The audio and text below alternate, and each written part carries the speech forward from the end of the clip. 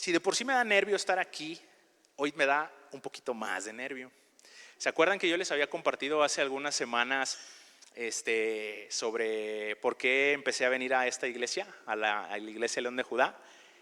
Y les decía, ¿no?, que yo venía con un interés y que en parte importante a una persona que hoy está aquí, es que yo estoy aquí y quiero darle gracias a mi suegra. Suegra, de verdad, gracias. Gracias porque ella ha sido parte fundamental e importante de que yo esté hoy aquí delante de todos ustedes. Ella, como les había compartido, le decía a mi esposa, si ese niño, porque así me decía, si ese niño no está ahí, olvídate de salir a pasear, ¿no? Entonces, pues hoy estoy aquí, señora, gracias por su vida, yo la bendigo. Y de verdad, gracias por lo que hizo en mi vida y lo que sigue haciendo, porque sé que es una mujer de fe y de oración, que todos los días ora por mí, por mi esposa y por sus nietos. Entonces, gracias y bienvenida, señora Silvia. De verdad, pero me da más nervio todavía compartir con usted aquí, pero bueno, que Dios quite ese nervio, ¿sale? Entonces, vamos a comenzar. ¿Se acuerdan, para los que sí trajeron su libreta, qué compartíamos la semana pasada y la semana antepasada? ¿Alguien recuerda de qué hemos estado hablando? De la armadura, es correcto, de la armadura de Dios. Y hablábamos, o la pastora, mejor dicho, nos compartía empezó hablando sobre el cinturón de la verdad, ¿se acuerdan? Y luego Mike nos compartió sobre la oración. Y luego después, la semana pasada, la pastora compartía sobre el escudo de la fe y la espada del Espíritu.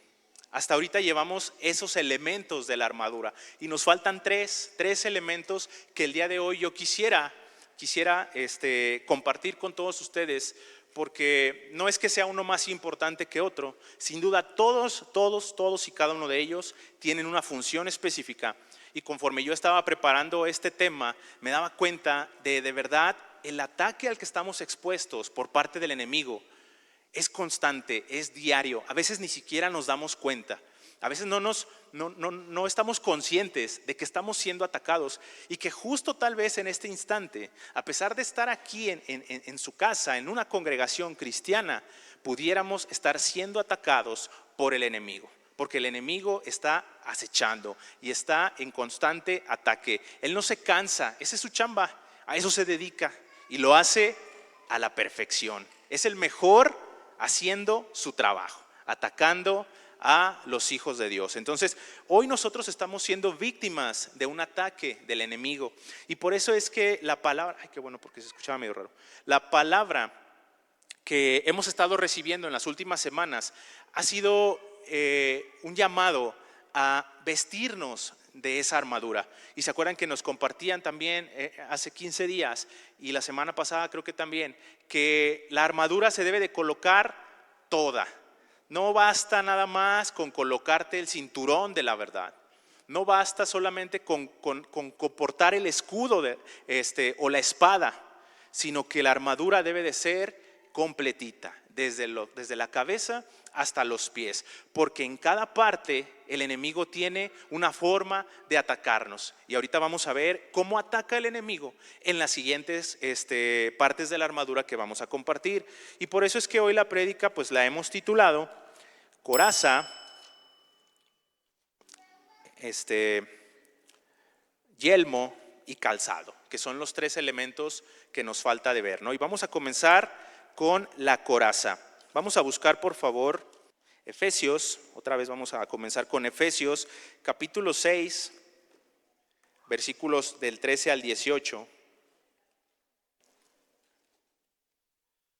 Este tema de la armadura de Dios, si se fijan, es un tema muy de escuelita, ¿no? Lo compartían, creo que nos lo decían también la semana pasada. Es muy de escuelita dominical, y bueno, a mí no me tocó evidentemente desde pequeñito ser instruido en estas palabras.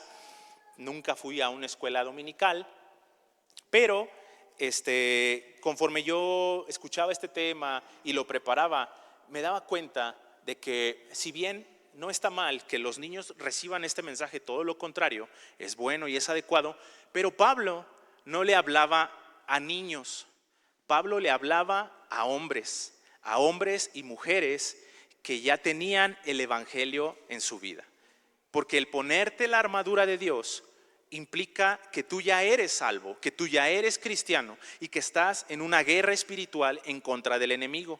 Un pequeñito, un niño pequeñito, chiquito, bueno, pues está pequeño, ¿no? A lo mejor él todavía no discierne, no entiende, no es víctima del enemigo a su corta edad. Sin embargo, nosotros, ya con la plena conciencia, sabemos que diariamente somos víctimas del ataque del enemigo. Y esta palabra es para todos y cada uno de nosotros, de los que hoy ya somos hijos de Dios. Porque como hijos de Dios estamos siendo atacados. La pastora nos compartía la semana pasada, está lanzando dardos. Él lanza dardos y está viendo a ver cuál pega y cuál no pega. Y cuando ve que pega uno, dice, de aquí soy. Y de ahí se agarra. Y empieza a lanzar más dardos y más dardos y más dardos hasta intentar hacerte caer. Entonces tenemos que estar bien armados con toda la armadura de Dios para no dejar ni una sola parte de nuestro cuerpo expuesta a que un dardo pueda penetrar y que nos haga tropezar o caer. Entonces, el siguiente elemento que hoy quiero compartir es el de la coraza. Dice Efesios, vamos a leer Efesios capítulo 6 del 13 al 18. Dice, por tanto, tomad toda la armadura de Dios para que podáis resistir en el día malo y habiendo acabado todo, estar firmes.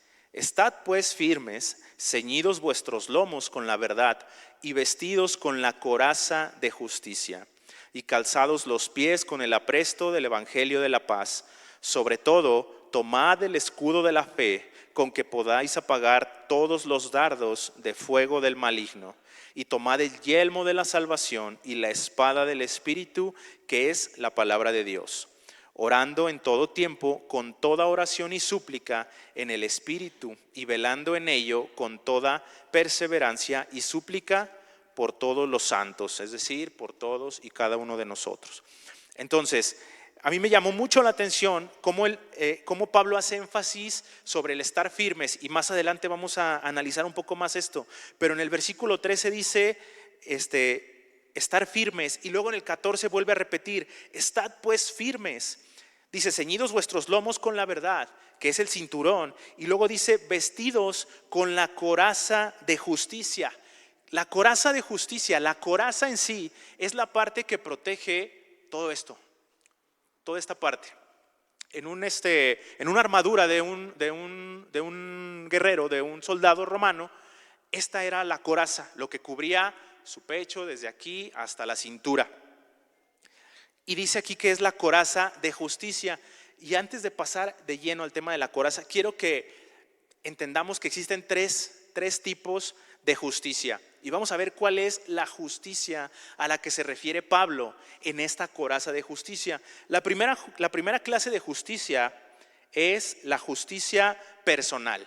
¿Cuál es esta justicia personal? Bueno, la justicia personal es la que, como su nombre lo dice, nosotros podemos asumir que somos justos porque soy bueno, porque yo no he hecho nada malo.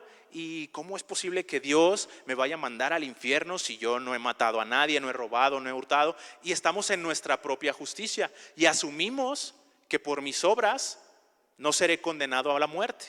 Ese es un tipo de justicia, pero no es esa la justicia a la que se refería Pablo. Después viene la justicia imputada. ¿Cuál es la justicia imputada? Es la justicia que viene de Dios mismo, por causa de la fe en el sacrificio de Jesús. Es que hoy nosotros tenemos esa justicia que ha sido imputada, que no hicimos nada realmente, no hicimos absolutamente nada para ganarla, para merecerla, porque entendamos que se trata por gracia y que es por fe en el sacrificio de Jesús que esa justicia me puede ser sobre mi vida. Pero aún esta justicia tampoco es la justicia a la que se refería Pablo en el escudo, en la coraza de justicia. Existe un tercer tipo de justicia, que es la justicia practicada. ¿A qué me refiero con la justicia practicada? Es la justicia que vivimos día tras día, día tras día. Hemos sido justificados, eso lo sabemos. El sacrificio de Jesús ha venido sobre nuestras vidas y Él murió y resucitó y Él llevó a la cruz nuestros pecados y lo hemos estado ya platicando en otras reuniones. Pero eso en sí no es la coraza que Pablo nos pide que tomemos sobre nosotros, sino el vivir una vida en santidad. La coraza de justicia se refiere a esas decisiones, a esas pequeñas decisiones diarias que tomamos cada instante, cada minuto en nuestro día a día. Como les mencionaba hace un rato, estamos siendo atacados todo el tiempo, todo el tiempo, todo el tiempo. Y cada uno de nosotros y cada uno de ustedes reflexione y piense para sí cuáles son esas áreas de su vida en las cuales el enemigo está atacando. ¿Cuáles son? ¿Cuáles son? Porque todos tenemos diferentes, ¿no? Algunos podrán caer ante la tentación del pecado sexual, algunos ante la mentira, algunos ante la avaricia, algunos ante la pereza, ante la gula. Cada uno de nosotros somos tentados en diferentes cosas. Y a veces podremos decir, bueno, yo la verdad es de que estoy firme en esta área de mi vida, pero sin embargo existirá alguna que de repente te cueste más trabajo. Y las decisiones que tomamos en el día a día son a las que se refiere Pablo al vestir esa coraza de justicia. Dice que sabemos que estamos posicionados en su justicia, pero debemos practicar una vida santa y justa entre los hombres. Ahora, con esto no quiere decir que no vamos a pecar nunca, porque entonces estaríamos yendo en contra de lo que dice la palabra. La palabra dice en Romanos 3:10 que no hay justo ni aun uno. Y dice también en Eclesiastés 7:20 que no hay hombre justo en la tierra. Es decir, no se trata de no pecar nunca, no se trata de no caer nunca. Eso no es lo que Dios está esperando de cada uno de nosotros. Todos hemos caído, todos hemos pecado. Todos los que estamos hoy aquí, en algún momento de nuestra vida, hemos pecado. Y déjame decirte que seguramente lo volveremos a hacer. Y que tal vez saliendo de aquí pecaremos. Y que cuando estemos en nuestra casa o el día de mañana o en la semana pecaremos.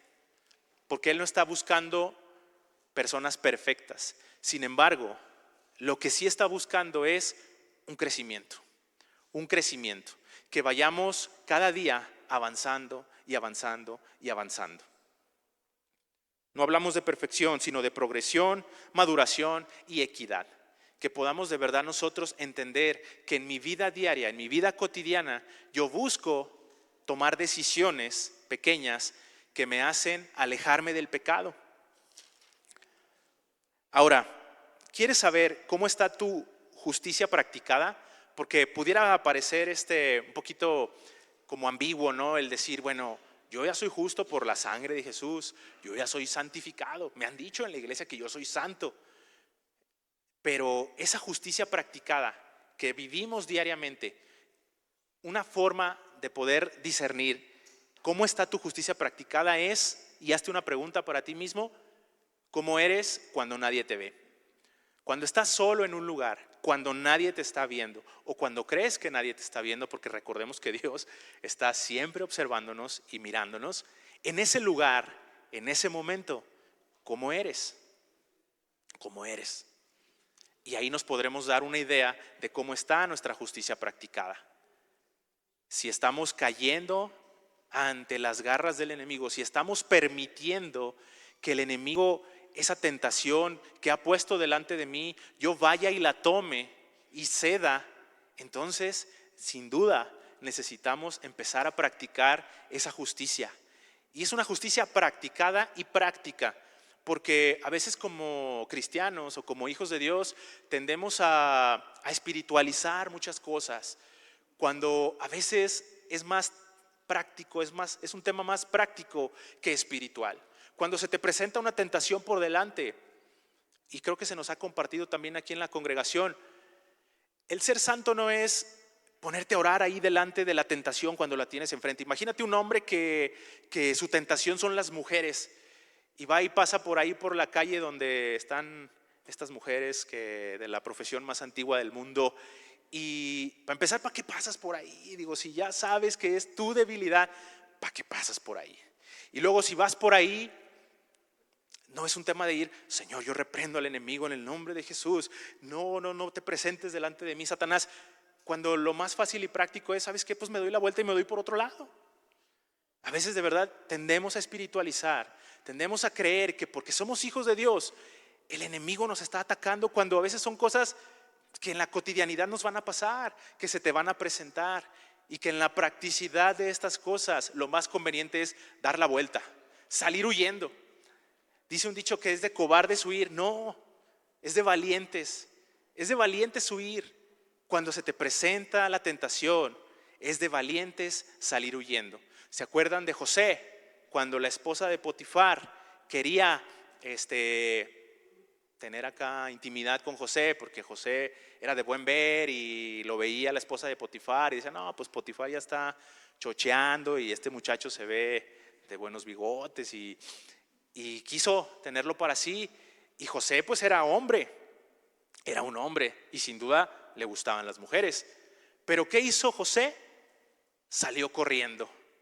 Dijo aquí, patitas, ¿para qué las quiero? Y vámonos de aquí, porque él tenía el entendimiento de que lo que él pretendía y quería era agradar a Dios. No se puso ahí a orar, no se puso a predicarle a la esposa de Potifar y decirle, no, mujer, mira, ama a tu esposo, él te ama, es mi amo, pero no puedo hacerle esto, mira. No, no, no. Él vio una situación de pecado, de tentación, y salió huyendo. ¿Y qué hacemos nosotros? A veces nosotros mismos somos los que provocamos que la situación de tentación y de pecado se presente delante de nosotros. Decimos, el enemigo me está poniendo tentaciones, pastor, estoy siendo atacado por la mano del enemigo fuertemente, cuando sinceramente tal vez somos nosotros mismos los que estamos dando pie a que la situación de pecado se presente sobre nuestras vidas. Varones, como hombres, nosotros somos constantemente atacados por los ojos, por lo que entra por nuestros ojos. Pero nosotros debemos tener ese dominio propio de voltear la mirada, de cerrar nuestros ojos y de alejarnos y huir del mal. Hace muchos años, cuando yo le compartía a un compañero del trabajo sobre la palabra y sobre el evangelio, lo invité a una célula. En aquel entonces, ¿se acuerdan cuando eran las células? Lo que hoy son los altares. Y hablábamos un poco sobre este tema, y me gustó mucho algo que él, sin saber, sin conocer de la escritura ni de la palabra, me hizo un comentario después cuando ya terminamos la reunión de célula, y me dijo, porque hablábamos sobre este tema de la tentación, ¿no? Y poníamos el ejemplo de un chavo, de un jóvenes esos que andan en camión, no se hagan, de repente andan por ahí y se alcanza a ver una que otra cosa, y el joven, ¿qué hace? ¿Qué haces como joven? ¿Apartas tu mirada o te quedas ahí observando y viendo? Y decíamos, y compartíamos esto mismo, y decíamos, ¿no es más conveniente mejor recorrerte? Si estás ahí parado y ves algo que no debes de estar viendo, pues lo más fácil, ¿sabes qué es? Recórrete. ¿Para qué te quedas ahí? ¿Para que pasen los demás? No, mejor tú recórrete. Y él me decía, es que sí es cierto, dice, o sea, son cosas tan prácticas que podemos hacer en el día a día, como voltear simplemente la mirada, como no ver, como irte, como huir, como José. Entonces es un llamado de verdad a que busquemos tener una vida de santidad. Ahora, eso es como hombres, como varones, pero ¿qué hay de las mujeres? Las mujeres, por ejemplo, a lo mejor batallan menos en ese aspecto, ¿no? Yo no digo que no. A lo mejor ven a un chavo también galán y todo y se les va la mirada, pero creo que las mujeres batallan en otro aspecto, en otro sentido, ¿no? Y cada una de ustedes, mujeres, analice para sí cuál es la área en la cual están siendo atacadas por el enemigo, y tomen acciones específicas, concretas, fáciles. La salida rápida, el huir, el alejarte, el no estar ahí tratando de vencer la tentación, porque Dios no nos pide que hagamos eso. Él nos pide que vayamos y salgamos. Franklin Graham, que era, o es mejor dicho, el hijo de Billy Graham, lo definió esto como el acto de oponerse al mal y seguir la palabra de Dios como la única verdad autorizada.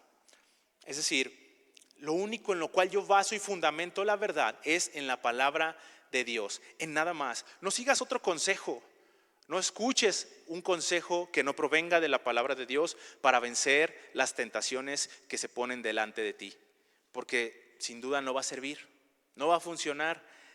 La palabra es nuestra única verdad. Y para esto, pues el Espíritu Santo es primeramente el que nos debe de convencer. El Espíritu Santo es el que debe de convencer a cada uno de nosotros de pecado. Dice Juan 16:8 que el Espíritu Santo es el que convence de pecado. Si tú ni siquiera tienes un convencimiento que venga de parte del Espíritu Santo que estás en pecado, entonces primero, antes de buscar salir del pecado, lo que tienes que hacer es pedirle la revelación al Espíritu Santo para que te convenza de pecado. Ahora no nos hagamos, sabemos perfectamente que andamos en pecado.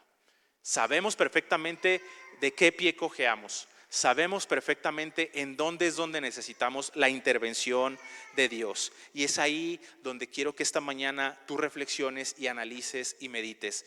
Señor, esta área de mi vida, yo necesito que tú intervengas, pero que tú tomes hoy la decisión de irte, de alejarte, de separarte, de no buscar más estar ahí delante de la tentación.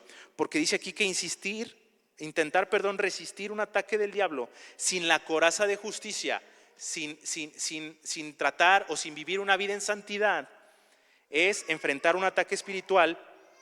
Es como un suicidio.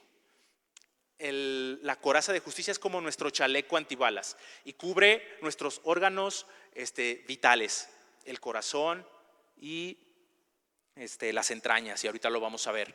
Es importantísimo vestirnos con la coraza de justicia, esa justicia que proviene del practicar la santidad. Quiero hacerte un llamado a practicar la santidad. Ya somos santos, no por merecimiento, sino por gracia. Pero entonces empieza a vivir en esa santidad. Porque si no estamos en esa santidad, es como si nos quitáramos el chaleco. Es como si despojáramos de ese chaleco antibalas y nos vamos y nos metemos a la guerra. Porque la guerra está aquí, está en el día a día, en todo momento, en todo tiempo. Ya estamos en la guerra. Por eso es de que cuando viene la tentación, por eso es que cuando viene la prueba, somos golpeados, somos tumbados, somos derribados, porque nos hemos quitado nuestra coraza de justicia, porque no hemos vivido en santidad. Busquemos vivir en santidad. Vamos a buscar primera de Timoteo 6:11. Mas tú, oh hombre de Dios, huye de estas cosas y sigue la justicia, la piedad, la fe, el amor, la paciencia, la mansedumbre. Pelea la buena batalla de la fe, echa mano de la vida eterna, a la cual asimismo fuiste llamado, habiendo hecho la buena profesión delante de muchos testigos. Es una confirmación de que como hombre de Dios huyamos de esas cosas. ¿De cuáles? De la tentación, de lo que se nos presenta diariamente, de lo que tal vez estamos buscando que se nos presente diariamente. Todo eso que está delante y que te desvía, que te hace caer, que te hace resbalar, que te hace no vivir en santidad, huye de ellas. Huye de ellas. No esperes vencer la tentación, no esperes vencer el mal. Huye de ellas. Ahora, les decía que esta coraza de justicia cubre nuestros órganos vitales, el corazón y nuestras entrañas. Simbólicamente el corazón representa nuestra mente. Vamos a buscar Proverbios capítulo 23, versículo 7. Y vamos a ver por qué Pablo nos pide que coloquemos esta coraza y que proteja nuestro corazón. Proverbios capítulo 23, versículo 7 dice: porque cuál es su pensamiento en su corazón, tal es él. Hasta ahí. Porque cuál es su pensamiento en su corazón, tal es él. El pensamiento o lo que nosotros pensamos proviene de nuestro corazón. Y Satanás va a intentar atacar nuestro corazón, va a intentar atacar nuestros pensamientos. De repente cuando estás tú tranquilo, sentado y se te viene un pensamiento que dices, caray, ¿esto de dónde proviene? Es el enemigo atacando nuestros pensamientos, nuestro corazón. Nosotros no podemos estar o prevenir los pensamientos malos o negativos que van a venir sobre nosotros. Incluso nos dice la Biblia que no es pecado pensar, porque el pensamiento va a llegar, el pensamiento invariablemente va a venir, y no siempre van a ser buenos pensamientos o pensamientos para bien. De repente vienen pensamientos negativos, pensamientos que te hacen decir, ¿qué onda? hasta me desconozco, me di miedo. ¿Por qué estoy pensando esto? Es el enemigo atacando a nuestro corazón y nuestros pensamientos. Y luego Mateo capítulo 15, versículo 19, dice: porque del corazón salen los malos pensamientos, los homicidios, los adulterios, las fornicaciones, los hurtos, los falsos testimonios, las blasfemias. Estas cosas son las que contaminan al hombre, pero el comer con las manos sin lavar no contaminan al hombre. Bueno, ahí estaba hablando sobre el tema de los alimentos, ¿no? Pero en el versículo 19 habla sobre que del corazón es de donde salen los malos pensamientos. Por eso es que Pablo nos exhorta a usar la coraza de justicia para proteger nuestros pensamientos. Y yo te decía hace un instante, nosotros no podemos controlar los pensamientos que vendrán, pero sí podemos permitir que los pensamientos se aniden en nuestro corazón y hagan estragos en nuestra vida. Si te llega un pensamiento negativo y tú tienes la coraza de justicia y te alejas del pecado, inmediatamente tú rebotas ese pensamiento y no permites que se anide ni que haga estragos en tu vida. Pero por el contrario, si el pensamiento viene a tu vida y tú le das entrada y empiezas a maquinar en él y empiezas a pensar en él y empiezas a decir y esto, y esto, y esto, y le das cabida y empiezas a permitir que el enemigo empiece a obrar y a hacer estragos, entonces es cuando viene el problema. Es inmediato. La acción de cortar el pensamiento debe ser inmediato. Y luego también la coraza protege nuestras entrañas. En nuestras entrañas es donde están nuestras emociones. Es ahí donde el enemigo también va a buscar trabajar y atacar, en nuestras emociones, en esa emoción de ira, de coraje, de enojo, de angustia, de desesperación, todo eso que de repente está en nuestro interior y en nuestras entrañas. Así como hay emociones agradables y positivas, cuando estás enamorado, por ejemplo, no decimos que sientes que maripositas, ¿en dónde? En el estómago. Sientes maripositas en el estómago y cuando ves a la persona amada sientes padre y sientes bonito. Es ahí donde están las emociones, en las entrañas, pero también es ahí donde cuando se dan las emociones negativas, el enemigo empieza a trabajar. Por eso es importante la coraza, porque va a proteger nuestro corazón, que son nuestros pensamientos, y nuestras entrañas, que son nuestras emociones. No permitamos, de verdad, vuelvo a lo mismo, no permitamos que las emociones que de repente puedan entrar a nuestra vida tomen más fuerza de la que deberían. Seamos sabios y vivamos en santidad. Ese es el mensaje de esta coraza, que busquemos estar en santidad, porque sin ella no podremos rebotar los dardos del enemigo. Si no buscamos estar en santidad día tras día, el enemigo va a hacer estragos y va a agarrar nuestras entrañas y va a meternos un montón de sentimientos y emociones negativas y va a tomar nuestro corazón y los va a llenar y lo va a abrumar y lo va a inundar de pensamientos inadecuados que nos harán invariablemente caer. ¿Pero fue por culpa del enemigo? ¿O fue por culpa de que yo no me vestí con la coraza de justicia, de que yo no busqué vivir una vida en santidad? Ese es el mensaje principal de la coraza de justicia. No es la justicia que ya proviene de Dios y que se nos ha implantado. Esa ya fue, esa ya vino, esa es perfecta. Él es justo, Él es santo, Él fue perfecto, Él hizo la obra como debía de hacerse. La justicia que hoy estamos hablando es la que nos toca a ti y a mí vivir día a día, en el día a día, en todo momento. Ese es en cuanto al tema de la coraza. Ahora el yelmo de la salvación. El yelmo, para los que no sepan, es el casco. Cuando hablamos de yelmo se refiere al casco que usaban los soldados romanos o cualquier ejército para proteger su cabeza. En el caso del yelmo, cubre nuestra mente, que es el lugar donde Satanás elige atacar. Él va a buscar atacar también nuestra mente de dos maneras y ahorita la vamos a ver. Ahora, el tema del yelmo de la salvación no significa que al colocarnos ese yelmo seremos salvos, porque vuelvo a repetir lo que les mencionaba en un inicio, nosotros ya somos salvos. Sin embargo, el yelmo de la salvación, lo que Pablo pretendía decir es que nos coloquemos el yelmo para cuidar nuestra salvación. Esa salvación que ya tenemos por fe. Pablo te dice, colócate el yelmo de la salvación para que el enemigo no venga y te robe lo que Cristo ya te ha dado. Porque el enemigo va a obrar en dos aspectos muy importantes que ahorita vamos a decir y va a intentar hacerte dudar de tu salvación. ¿Cuántos de nosotros tal vez hemos dudado de nuestra salvación y hemos dicho, ¿de verdad seré salvo? ¿De verdad yo seré salvo?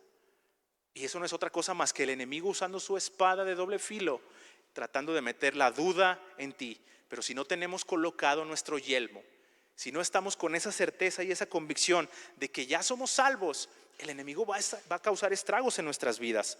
Vamos a buscar por favor Romanos capítulo 8, versículo 30.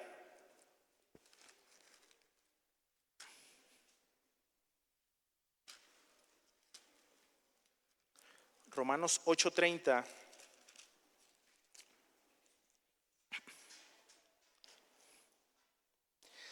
Y aquí habla también sobre el tema de la salvación. Y tenemos que entender algo que me llamó mucho la atención mientras estaba estudiando este tema, es que la salvación es algo que ya sucedió, es algo que está sucediendo y es algo que va a suceder. Es decir, la salvación no se remite solo a un momento de nuestra vida, no es de que, ya soy salvo. La salvación ya sucedió, es algo que está sucediendo en nuestras vidas y es algo que va a suceder. Si leemos Romanos 8:30, dice, y a los que predestinó, que somos nosotros, a estos también llamó. ¿Cuándo? Cuando reconocimos el sacrificio de Jesús sobre nuestra vida. Y luego dice, y a los que llamó, a estos también ¿qué? Justificó. Y luego dice, y a los que justificó, a estos también glorificó. Cuando nosotros reconocimos el sacrificio de Jesús sobre nuestra vida y con fe creímos y lo invitamos a nuestro corazón y lo hicimos nuestro Señor y Salvador, Él lo que hizo ahí fue primeramente que nos llamó. Él dijo, vente, nos apartó. Dice, ya no perteneces más a este mundo, ahora me perteneces a mí, porque por precio hemos sido comprados. Él ya nos ha llamado. Y luego a los que fuimos llamados dice que también nos justificó. Ahorita que estábamos hablando de esa justicia ha sido puesta sobre nosotros. Y en esa palabra es en la que podemos encontrar la convicción y la fe y la certeza de que podemos caminar en su justicia, que podemos ser salvos, que podemos ser santos, que sí podemos vivir una vida alejada del pecado y de la maldad. Que no se quedó nada más la salvación en ser llamados y ser apartados. La salvación sigue obrando en nuestras vidas porque somos justificados. ¿Cuándo? Día tras día, día tras día. Todos los días somos justificados. Cuando decidimos darnos la vuelta del pecado, estamos siendo justificados. Por causa de nosotros y por causa de su justificación. Y luego después dice ahí que a los que justificó, a estos también ¿qué? Glorificó. Esa será nuestra recompensa. El día llegará cuando Él venga y diga, a los que llamé y a los que justifiqué, yo glorificaré. Y es ahí donde Pablo dice, cuida tu salvación. Coloca el yelmo de la salvación. No para que seas salvo porque ya lo eres, sino para que entiendas de que la salvación es un proceso que ha iniciado en tu vida y que no termina hasta que no seas glorificado. No levantemos ni cantemos victoria hasta que no seamos glorificados. Coloquemos el yelmo de la salvación y no permitamos que el enemigo meta la duda, la incertidumbre sobre si somos o no somos salvos, porque somos salvos. Y yo les hablaba ahorita de esa espada de doble filo que Satanás usa para atacarnos a nuestra cabeza, y es el desánimo y la duda. ¿Cuántas veces nosotros no hemos sido o hemos pasado por desánimo en nuestra vida y estamos apachurrados, tristes, acongojados porque fallamos, porque la regamos, porque nos caímos, porque venía bien, venía caminando bien, venía haciendo las cosas bien? Yo sentía que estaba andando en el camino de la fe, sentía que Dios estaba tomando mi mano y que yo iba junto con Él, y de repente algo pasó y me empecé a alejar, me empecé a ir, me empecé a separar, y de repente cuando menos lo esperaba ya estaba con Cristo por allá y yo por acá. Ni cuenta me di y me separé, me fui, me alejé, y ya estaba haciendo cosas que claramente no son las que Cristo me pedía que hiciera, o por lo menos las que estaría haciendo si yo siguiera sujeto a su mano. Y entonces cuando estamos en esas circunstancias, en esos momentos, el enemigo dice, ay chiquito, de aquí soy. Ahorita estás vulnerable porque mira, el que te defiende está allá. Y tú mira dónde andas acá, solo. Ahorita voy. Y entra el desánimo. ¿Y qué te dice? Y te empieza a hablar al oído y te dice, ¿a poco no que eras cristiano? Pues no, que Cristo murió por ti, ¿por qué estás haciendo eso? ¿Que no decías que amabas a Dios? Y mira, ¿qué andas haciendo? Si Dios te viera, mira nada más, si tu familia te viera, tú que decías que amabas a Dios, y mira lo que andas haciendo, mira dónde andas. Y el enemigo es hábil, el enemigo es inteligente y sabe dónde meter su espada de la duda, del desánimo. Y empieza nuestro corazón a apachurrarse, a hacerse chiquito y a decir, ay Señor, perdón, te fallé, sí es cierto, yo no merezco tu perdón, no merezco el sacrificio que hiciste en la cruz. Y es ahí donde el enemigo, si nosotros lo dejamos, puede tumbarnos. Y luego viene la duda. La duda, pudiéramos decir, que es el desánimo definitivo. Es cuando ya fue tanto el desánimo en tu vida que Satanás está metiendo la duda de si eres o no salvo. Ya no se queda nada más en un estado de tristeza, en un estado de dolor, sino que ya él te hizo dudar incluso de que seas salvo.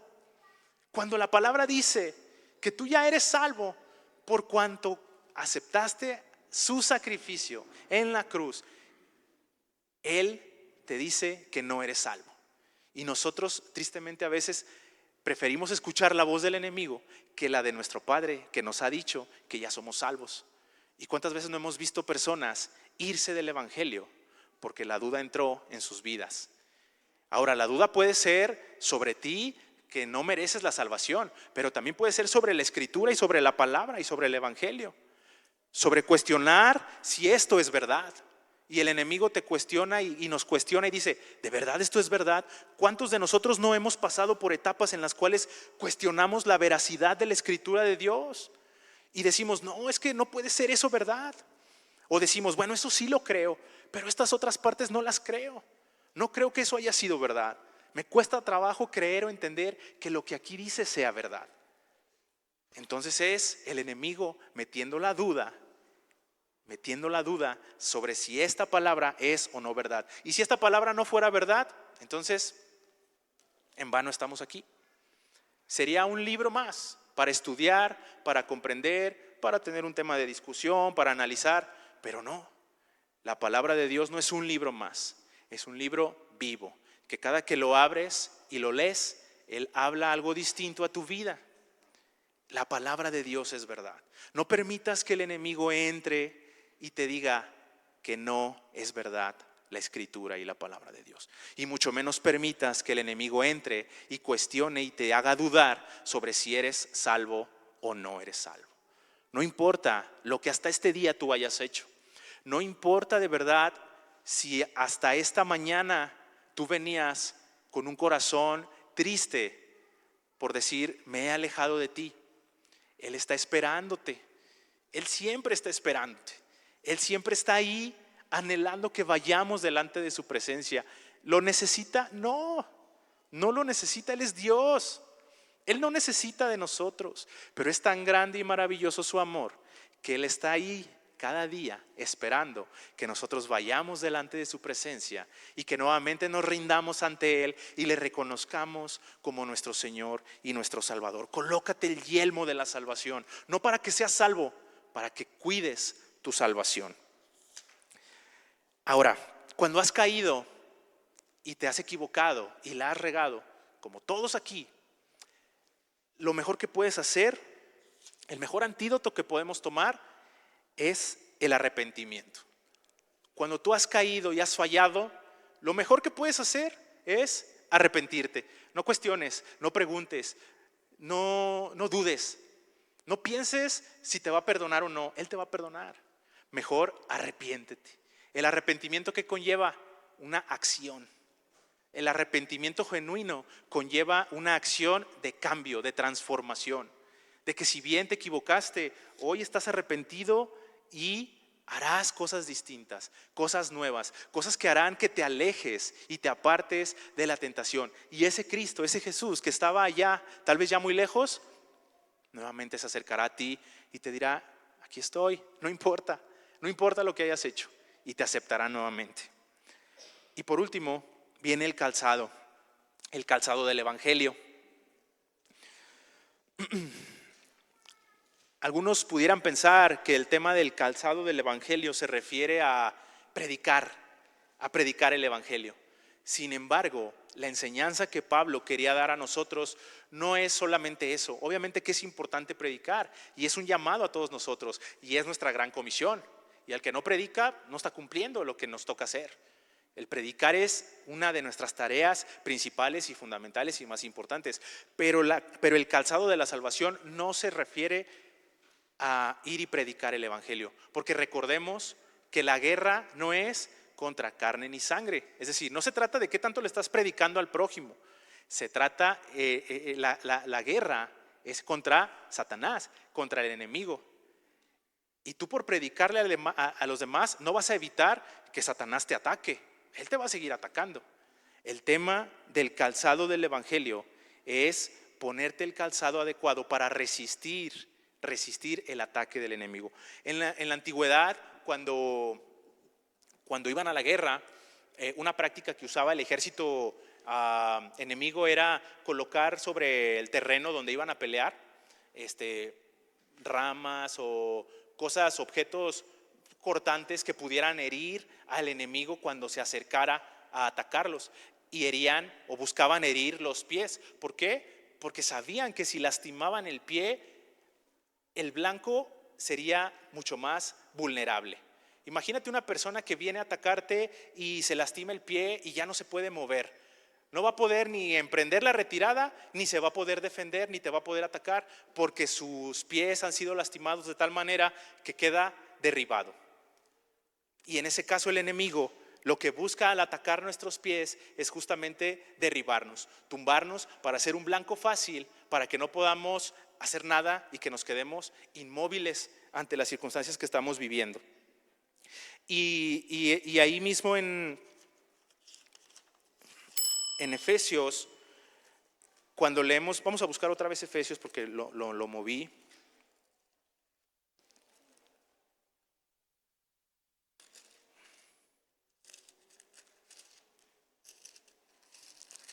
Efesios 6, cuando habla sobre el calzado, en el versículo 15 dice: y calzados los pies con el apresto del evangelio de la paz. Cuando yo decía, ¿qué significa la palabra apresto? Apresto significa estar listo o equipado. Esto quiere decir que debemos calzar nuestros pies en todo momento, no solo en determinadas circunstancias. Estar listos en todo momento, porque como decía hace un instante, el enemigo está al acecho en todo tiempo. Él no descansa, él no te va a dar tregua, él no te va a decir: hoy es domingo, hoy tienes chance, vete a la iglesia, alaba a Dios y no te voy a molestar en todo el día. Puedes estar tranquilo de que hoy no me acercaré a ti para tocarte ni para buscar que seas derribado. Mira qué padre, Satanás me dio chance, un día de descanso. No, él en todo momento, en todo tiempo, en cuanto te descuides, él va a tratar de derribarte. Y el apresto del evangelio significa calzar tus pies y estar listo para resistir. El ejército romano, el calzado que utilizaba era un calzado que se llamaba caliga. Este calzado tenía la característica de que sobre su suela eran colocados clavos para resistir cuando andaban en un terreno medio irregular, ¿no? Imagínate con un calzado liso, por ejemplo, pues te puedes resbalar, te puedes caer. Sin embargo, el calzado que usaba el ejército romano era un calzado que se llamaba caliga, y lo que hacían era que ponían varios clavos como si fueran hoy los tachones de fútbol. De hecho, si los buscas se parecen, y tienen así los tachoncitos por la parte de abajo, para que cuando el guerrero estaba ahí en la pelea, pues no se fuera a resbalar. sino que pudiera ¿qué? Resistir. Por eso es importante estar siempre con el calzado adecuado. Ellos no podían salir sin el calzado. Ellos no podían ir a la guerra sin el calzado, así como no podían ir sin la coraza, sin el yelmo. Es importante que utilicemos todos nuestros aditamentos, todas las partes de la armadura de Dios para poder resistir el ataque del enemigo. Y como dice el versículo 14 y comenzábamos, dice, estad pues firmes, firmes, estemos firmes. El llamado esta mañana es que tanto tú como yo estemos firmes ante el ataque del enemigo. No des tregua, así como Él no da tregua, tú tampoco des tregua. No te confíes. Quiero pedirle al grupo de alabanza si me ayuda a pasar aquí, por favor. No te confíes de que estás bien. Mira, si estás bien, qué bueno, me da mucho gusto. Si hoy tú puedes decir, la verdad es de que yo siento que estoy firme en el evangelio, de verdad me da mucho gusto. Pero no te quites en ningún momento tu coraza, no te quites en ningún momento tu yelmo, ni te quites en ningún momento tu calzado, porque el enemigo nada más está viéndote, nada más está esperando a ver en qué momento se te desamarra uno para decir, ahorita se le puede salir, y ahí va a atacar. Estemos atentos, estemos firmes, estemos expectantes, estemos siempre atentos y sobre todo confiando en Él, confiando en el Señor. Él es el que nos va a dar la fuerza, Él es el que nos va a dar el ánimo.